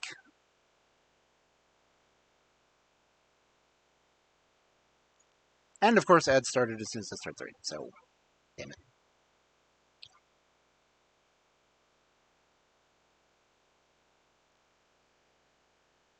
Again, copy and message, and I'll see you all over there. Hope you all have a good night. Enjoy a good story. Read a good book.